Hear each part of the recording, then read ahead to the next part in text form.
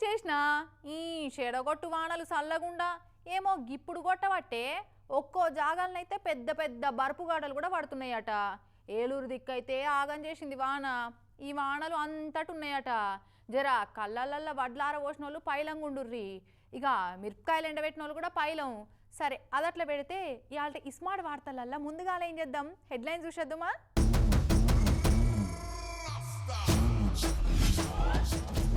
సెంచరీకి దగ్గరున్నాయి చలాన్లు, 36,600 తోటి కొట్టిండు రికార్డులు.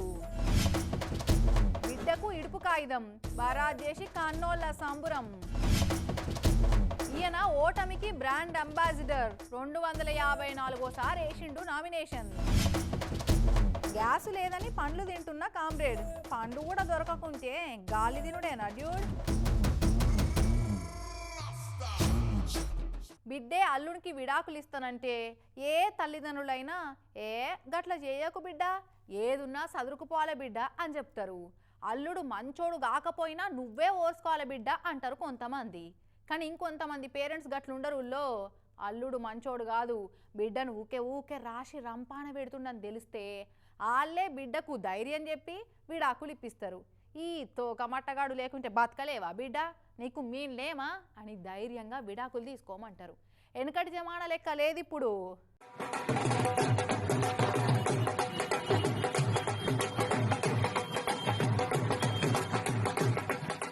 బిడ్డ పెళ్ళి అయితే భారత్ ఎంత సంబరంగా చేస్తారో ఇడుపుగా ఆయుధం సంబరాలు కూడా అదే తీరులో చేసిరి పేరెంట్స్.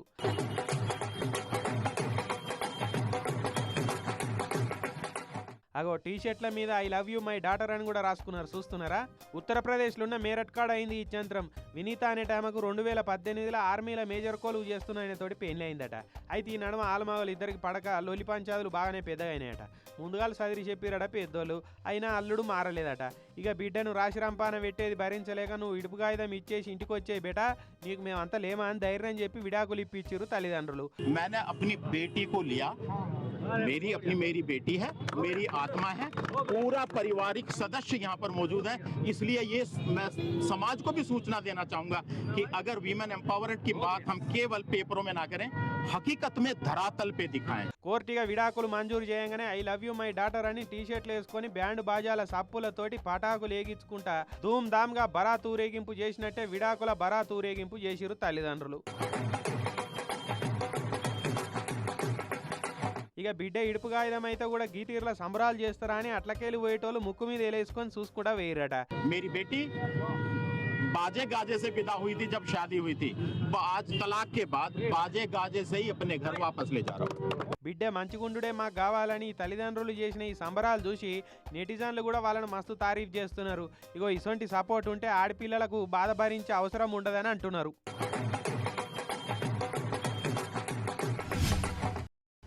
ఎవరైనా గెలవాలనే ఓట్లల్లో నిలబడతారు కదా వాళ్ళ, ఎంత ఖర్చైనా పర్వాలేదని పట్టుదలతోటి గెలిచేదందుకు కొట్లాడతారు. ఆస్తులమ్మైనా ఖర్చు పెట్టుకుంటారు.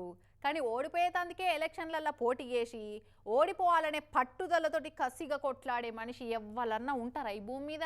కానీ ఉన్నాడు కాడా, ఆయన కథ ఏందో అరుచుకొని వద్దాం పారి. ఇగో ఇప్పుడు మనం తమిళనాడుకు వచ్చినాం. ఈడ మీసాలు దూకుంటా మెలేస్తున్నాడు కదా కాక. ఈ కాక గురించే ఇది వారదాకా చెప్పింది. పేరు పద్మరాజన్, తమిళనాడులో ఉన్న మెట్టూరు కాడ ఉంటాడు. ఇప్పటికే 67 ఏళ్ల వయసు కాకకు, కానీ 37 ఏళ్ల నుంచి ఓడిపోవుడే ధ్యేయంగా ఎన్నికలలో నిలబడుతున్నాడు. అట్లా ఇప్పటి వరకు 254 సార్ల పోటీ చేసిండు. వార్డు మెంబర్ నుంచి సర్పంచి, ఎంపీ, ఎమ్మెల్యే, రాష్ట్రపతి దాకా ఏ ఎలక్షన్ కూడా ఇడిచిపెట్టాడు కాక.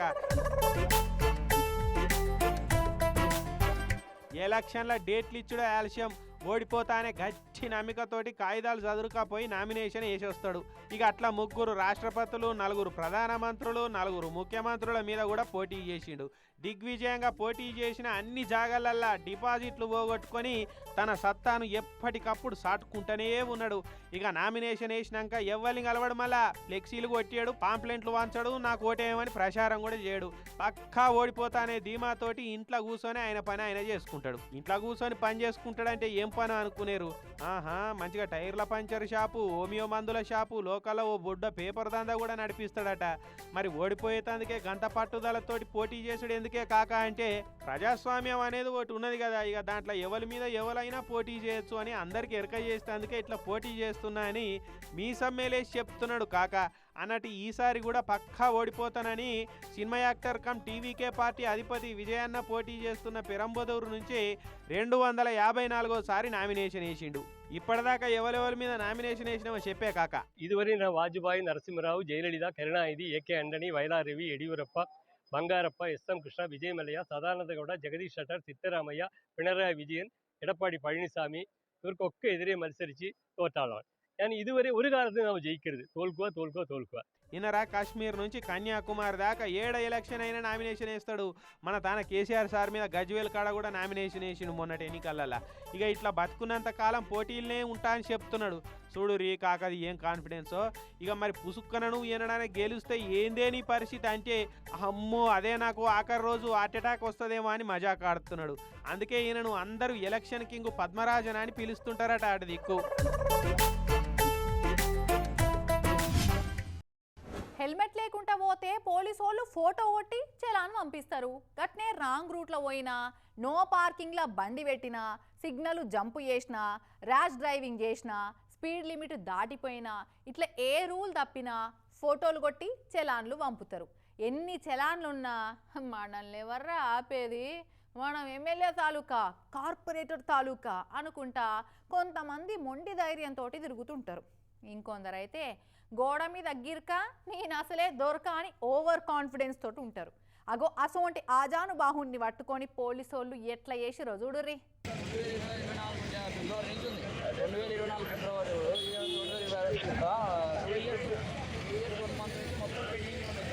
అనుకున్నదొక్కటి అయ్యిందొక్కటి, బోల్తా కొట్టిందిలే బుల్బుల్ పిట్ట అన్నట్టు అయింది కదా ఈ భయ్య శలాన్ల స్టోరీ.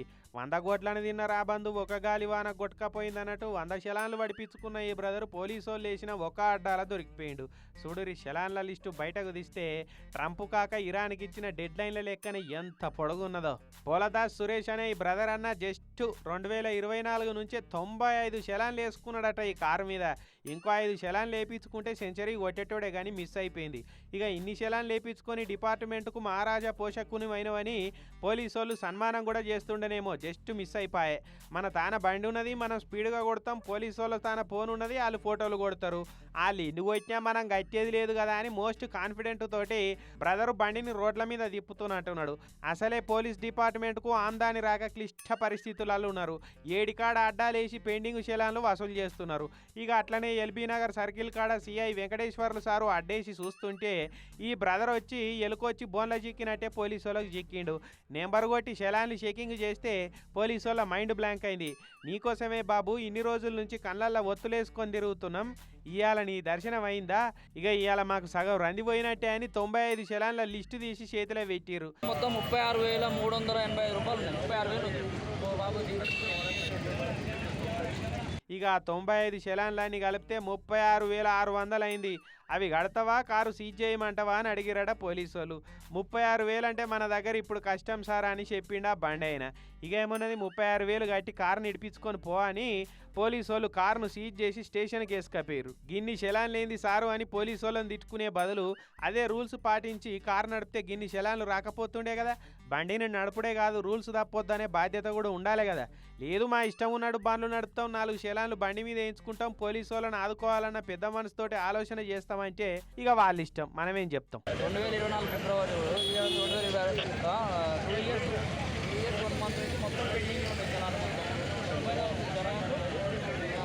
90 చలాన్లు మొత్తం 36,385 రూపాయలు. 36,000. శిషి వీళ్ళ బండ్లకు టక్కరైపోను, వీళ్ళ చేతులు పడిపోను, వాళ్ళు నాశనం అయిపోను, వాళ్ళ పేర్లు పెద్దలకి చెప్పవా లంగడి పాడుగాను. ఏందమ్మో పొద్దుగాలనే గట్ల తిడుతున్నావు అనుకుంటున్నారులే. ఈ ముచ్చటింటే మీరు ఇంకా 4 తిట్లు ఎక్కువనే తిట్టు ఏం కాదంటారు. పాపం ఓ ముసలవ్వను బోర్లిచ్చి దొంగతాషుడిగాళ్ళు బంగారం కొట్టేసి నిన్నాక గిట్ల మోపైరేందిరా మీ మొఖాలు బోర్లియా అని తిడతారు పక్కాగా. ఒరి వీళ్ళని గత్తర తిన వీళ్ళని గడ్డకు పెట్ట ఏం దొంగ బద్మాషిగాలు పాడారు. ఈ ముసలవ్వని దోసుకోవాలని ఎట్లా అనిపించే తాషిడిగాళ్లకు నవాబులు పేదలకు పైసలు సరుకులు వంచుతుర్రవ్వా, నీకు ఇప్పిస్తాం రా అని చెప్పి పెయి మీద బంగారం కొట్టేసుకపోయారు దొంగ బట్టేవాజిగాలు. వికారాబాద్ మండలం ఎక్మామిడి కాడుండే ఈ బసమ్మ వికారాబాద్లో ఉండే బిడ్డ దగ్గరకు వచ్చిందట. అయితే మెయిన్ రోడ్డు మీద ఆటో కోసం నిలబడితే బసమ్మ దగ్గరికి ఇద్దరు బడివేగాళ్ళు వచ్చిరట. అవమ్మ ఆడ బీదలకు పైసలు ఇస్తుర్రు, నువ్వు ఈడేం చేస్తున్నావు, సరుకులు వంచుతున్నారా గో నవాబులు, నీకు ఇప్పిస్తాం పా అని తోలుకపోయారట. నడిమిట్లాగి అవమ్మ ఈ గుత్తులు గున్నాలు ఉంటే నవాబులు సరుకులు ఇయ్యరు, అవి తీసి పక్కకు పెట్టుకో అని చెవికమ్మలు తాడు గుండ్లు ఆన్ని ఒలిపిచ్చిరట. వాళ్ళ చేతులు ఇరిగిపోను. ముసలవ్వ సరుకులు పైసలు వస్తున్నాయి కదా అన్న ఆశకు వాళ్ళు చెప్పేదంతా నమ్మి ఆయనతో ఒలిచిన బంగారం అంతా బట్టపేగుల మూలగట్టి సంచిలో పెట్టుకున్నదట. కమ్మలు తీయి అన్నాడు. నేను తీయ కమ్మలా అన్న. తీయవ్వా, బంగారం ఉంటే వాళ్ళు పైసలు ఇయ్యరు, చీరలు ఇయ్యరు అన్నాడు.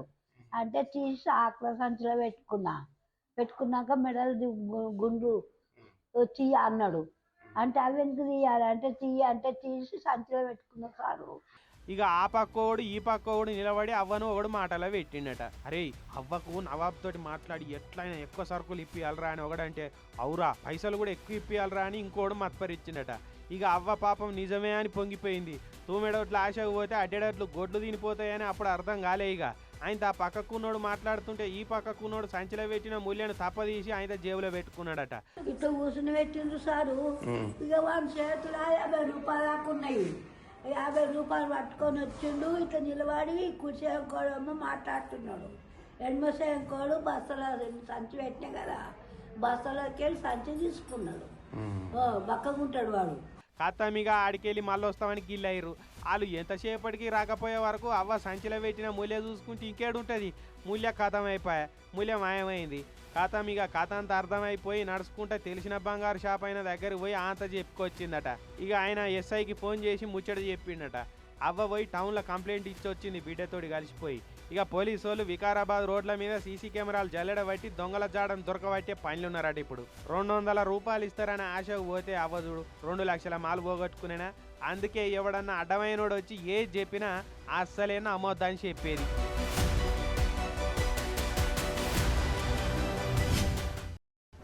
రైసు కష్టాలు రైసువి, గ్యాస్ కష్టాలు గ్యాసువి అన్నట్టు అయింది పరిస్థితి. చాలా మంది టిఫిన్ సెంటర్ వాళ్ళు, హోటల్ నడిపించేటోళ్ళు గ్యాస్ దొరకక దందాలు బంద్ పెట్టిండ్రు. సిటీలో కూడా ఎన్నడో బంద్ పెట్టిర్రు. కట్టెలపై కూడా కమ్బ్యాక్ ఇచ్చింది మళ్ళా. ఇక గ్యాస్ బుడ్డి దొరకనోళ్ళు ఒక్క సిలిండర్ను దొరకబట్టేందుకు రక్తాలు చిందిస్తుర్రు. కొందరైతే రాత్రైతే దొంగలుగా కూడా మారిపోతున్నారు. ట్రంప్ అయ్య పుణ్యం కొద్దీ దునియా అంతటికి ఇంత గ్యాసు పెట్రోల్ కష్టాలు వచ్చి పాడైనాయి. మా ఇంట్లో గ్యాస్ ప్రాబ్లం బాగున్నదని ఇగో ఎడ్డిస్తుండు పెద్ద comrade sir. No gas blank వల్ల మా పరిస్థితి ఇట్లా ఉంది. చివరికి పళ్ళు దూరుకొని బతకాల్సి పోయి సరిపడింది. కాఫీ టీ కూడా సంబంధం లేదు. ఇదంతా ఇట్లా అయిపోయింది. సిపిఐ నారాయణ సార్ కూడా గ్యాస్ కష్టాలు తప్పుతలేవాట కదా. ఒకవైపు మోడీ ఏమో అన్ని చోట్ల బ్రహ్మాండంగా గ్యాస్ ఉంది, వంట గ్యాస్ ఉంది అని చెప్తా ఉన్నాడు. ఈడికొచ్చేకాడికి గ్యాస్ పోయింది. పెద్ద మనిషి కదా అని కడుపు గ్యాస్ ముచ్చట అనుకునేరు, కాదు వంట గ్యాస్ అయిపోయిందట. ట్రంప్ యుద్ధం వల్ల ఈ సంక్షోభం వచ్చింది. కానీ భారత విదేశాంగ మంత్రి ఇరాన్ పోయి అనుకుంటున్నాడు కానీ ట్రంప్ పోయి మాట్లాడడం లేదు. అంటే యుద్ధం చేసేవాడిని ఆపకుండా మన ఆయిల్ సప్లై చేసేవాడు దెబ్బతింటుంటే ఆయనది పోయి అడుక్కుని యుద్ధం ఆపని చెప్తాంటే ఎట్లా ఇది. ఇగో గ్యాస్ లేక చాయ కాపీలు కూడా చేసుకోలే, బువ్వ కూర వండుకోలే, ఇగో పండ్లు పొలాలు కోసుక తినుడు అవుతున్నదని సార్ ఇట్లా వీడియో రీల్ చేసి పెట్టిండు సోషల్ మీడియాలో. నో గ్యాస్ బ్లాంక్ వల్ల మా పరిస్థితి ఇట్లా ఉంది. చివరికి పళ్ళు దూరుకొని బతకాల్సి పోయి సరిపడింది. కాఫీ టీ కూడా సంబంధం లేదు. ఇదంతా ఇట్లా అయిపోయింది. అబ్బా నారాయణ సార్కు ఎంత తిప్పోలు వచ్చే. కామ్రేడు నారాయణ సార్ పేరు చెప్తే డీలర్ల ఇంటికి తెచ్చి సిలిండర్లు ఇచ్చిపోతారు. అసొంటిది నారాయణ సారు నాకే సిలిండర్ దొరకలేదని పండ్లు తినబట్టే పాపం. అన్నీ ఉన్నాయండి. ఇది అంగట్లో మాత్రం శని మాత్రం ఉంది, ఏ ఇంట్లో లేదు. ఇదే పరిస్థితి అందరికి. అయినా కడుపు మార్చుకున్నాడు ఎందుకు కామ్రేడ్, కరెంట్ పోయి కొనుక్కొచ్చుకుంటే అయిపోవు కదా. అలా నీళ్ళని తిట్టుకుంటా కూర్చుంటే గ్యాస్ ఇంటికి వస్తుంది, కడుపు మాడి గ్యాస్ట్రిక్ ప్రాబ్లం వస్తుంది. పోరాటాలు మనకు కొత్త కాదు కాబట్టి వీధి పోరాటాలు చేసైనా ఓ గ్యాస్ బుట్టి సాధించుకోవాలి సార్ అని అనబట్టిరిగా కామ్రేడ్ నారాయణ సార్ అభిమానులు. ఇంత అన్యాయం పరిస్థితి భారతదేశం ఏర్పడిపోయి ట్రంప్ కంట్రోల్ చేయకపోతా ఉంది. చివరికి మోడీని పూర్తి అబద్ధాలు చెప్పి ఫంక్షన్ అంటే పైసలు కట్నం చదివిస్తారు. కొందరు షానిగా పూల బొకేలు కూడా ఇస్తుంటారు. ఇంకొంతమంది దగ్గర వాళ్ళు అయితే బంగారం పెడుతుంటారు. దోస్తులు కొలీగ్స్ అయితే ఇంట్లో వాడుకునే వస్తువులు ఏమన్నా గిఫ్ట్ ఇస్తుంటారు. కొందరు ఫోటో ఫ్రేమ్స్ ఇస్తుంటారు. ఇట్లా ఎవ్వరి తాకత్కు తగ్గట్టు వాళ్ళు గిఫ్టులు ఇస్తుంటారు. కానీ కొందరు ఉంటారు ట్రెండింగ్లో ఏం నడుస్తుందో అదే గిఫ్టులు ఇచ్చి గిట్ల వార్తలలోకి వస్తుంటారు. కొందరు అయితే ట్రెండ్ను అస్సలు మిస్ గారు. వీళ్ళు చూడు విజయవాడ కాడ ఏం చేసిరో. పుట్టపైన బిడ్డకు ఓనీల ఫంక్షన్ చేస్తే అందరు కలిసి గ్యాస్ బుడ్డిని ఇట్లా గిఫ్ట్ ఇచ్చారు. ఇక అందరు కలిసి మోసుకొచ్చి ఇట్లా స్టేజ్ మీద చేతిలో ఇచ్చారు. ఇక గ్యాస్ బండ గిఫ్ట్ ఏంద్రో అని ఫంక్షన్కి వచ్చిన వాళ్ళంతా కిల్ల నవ్వు పట్టిరు చూడుర్రి. నవ్వుతున్నారు ఏందమ్మా, నిన్న ఇలా గ్యాస్ దొరకక ఎంత కష్టం ఉన్నది ఏం కథ. అవకాశం గ్యాస్ బుడ్డే సీదా ఇంటికి వస్తే నవ్వబడితే ఒక్కొక్కరు గ్యాస్ సిలిండర్ దొరుకుతలేవని డీలర్ ఆఫీసులో ముంగట లైన్లు కట్టి తన్నుకుంటున్నారు. ఇక దొరకని వాళ్ళు అయితే కొందరు బ్లాక్లో కూడా కొంటున్నారు ఎక్కువ పైసలు పెట్టి. అట్లున్నది ఇప్పుడు గ్యాస్ బుడ్డికి డిమాండ్.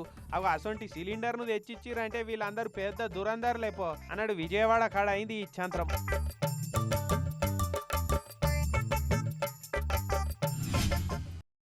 పొలానికి తొవ్వేయాలంటే అరే జేసీబీని మాట్లాడితే అయిపోయా, అరే ఇదంతా సాఫ్ చేయాలి, జేసీబీని పిలిపిస్తే పని అయిపోతుంది. తవ్వాలన్నా, పూడ్చాలన్నా, సాఫ్ చేయాలన్నా, కూలగొట్టాలన్నా అన్నిటికీ జేసీబీలతోటే పని. ముఖ్యంగా మన హైడ్రోలు వచ్చినాక జేసీబీలకైతే ఏడలేని గిరాకీ అవుతున్నది కదా. హైడ్రా అధికారిక సింబల్ జేసీబీ అని పెట్టాలని డిమాండ్ చేసే ఫ్యాన్స్ కూడా ఉన్నారు. అసోంటి జేసీబీల ఓనర్లంతా మేము అన్యాయం అవుతున్నామని జేసీబీలు పట్టుకొని రోడ్లు ఎక్కిండ్రంతే. మరి అంత పెద్ద మిషన్ల ఓనర్లకు అంత పెద్ద బాధ ఏమొచ్చిందో. గుంతలు తీసే జేసీబీనే గుంతల పడ్డంత కష్టాలు వచ్చినాయట కదా. ఆ గుంతలకెళ్ళి బయటపడాలంటే జేసీబీలను పనికి పిలిచిన కస్టమర్లే మమ్మల్ని పైకి తీసుకురావాలని అంటున్నారు జనగామ జిల్లాల జేసీబీ ఓనర్లు. ఇరాన్, అమెరికా, ఇజ్రాయెల్ యుద్ధం చేయబట్టి జేసీబీల స్పేర్ పార్టుల రేట్లు అడ్డగోలుగా పెరిగినాయట. ఇక మెయింటెనెన్స్ ఖర్చులు తడిసి మోపడవుతున్నాయట. ఆ పెరిగిన ఖర్చులతోటి జేసీబీలను మెయింటైన్ చేసుడంటే జేసీబీల కింద పడ్డట్టు అవుతున్నదట. అందుకే రేట్లు పెంచుతున్నాం, కస్టమర్లు అర్థం చేసుకొని సహకరించాలని పాలకుర్తి కాడ జేసీబీలు వేసుకొని ర్యాలీ తీసిరు జేసీబీల ఓనర్లు. పుసుక్కున ఎవరైనా సంఘం కట్టుదప్పి రేట్లు తక్కువ తీసుకుంటే వాళ్ళకు 10,000 జుర్మానా వేస్తామని వార్నింగ్ కూడా ఇస్తున్నారు. చూడురి, జేసీబీ ఓనర్లు కస్టమర్లను సహకరించాలని అడుగుతున్నారు కానీ కస్టమర్లకు కూడా అలా పర్సు సహకరించాలి కదా. పరాష్కం పక్కకు పెడితే నువ్వొద్దిగానే యుద్ధం చేయబట్టి ఇప్పటికే దునియా మీద అడ్డగోలు రేట్లు పెరుగుతున్నాయి అన్నిటికీ. ఇంకో నొద్దులు ఇట్లనే ఉంటే ఇంకా చాలా డేంజర్ పరిస్థితులు వస్తాయని అంటున్నారు. ఇక మరి అట్లా కావద్దనే కోరుకోవాలి అందరం.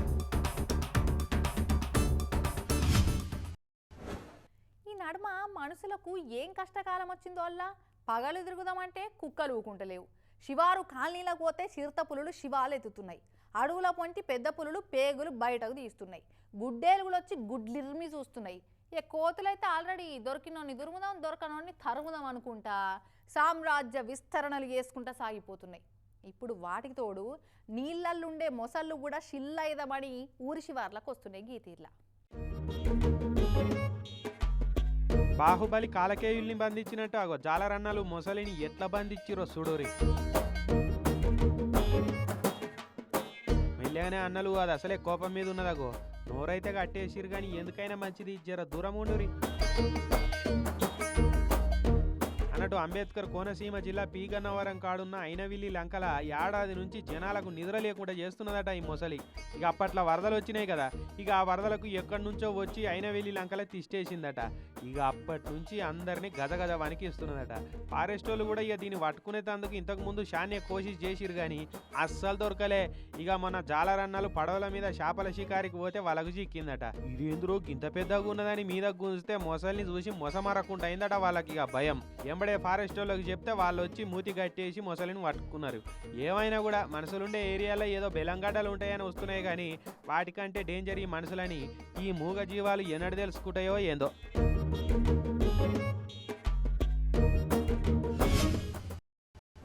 ఇవి స్మార్ట్ వార్తలు. రేపు మళ్ళీ కలుద్దాం. అప్పటివరకు ఏం చేస్తారో చూస్తూనే ఉండుర్రి TV9.